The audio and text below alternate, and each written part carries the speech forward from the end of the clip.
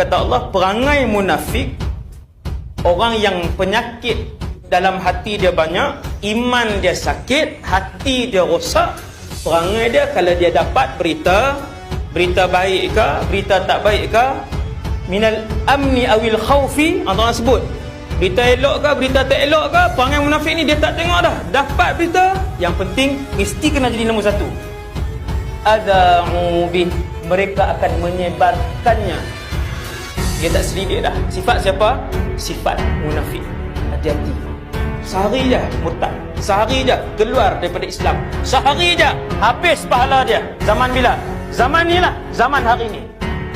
Bukan 10 tahun lah. Kita bukan 10 tahun lagi nak masuk zaman fitnah. Kita sedang berada di kemuncak fitnah. Benda fitnah itu dalam WhatsApp sahaja sudah 2,500 dosa besar satu hari kita. Yang ni lah yang Nabi sebut akhir zaman, satu fitnah sehingga menjadikan kehidupan kamu gelap gelita.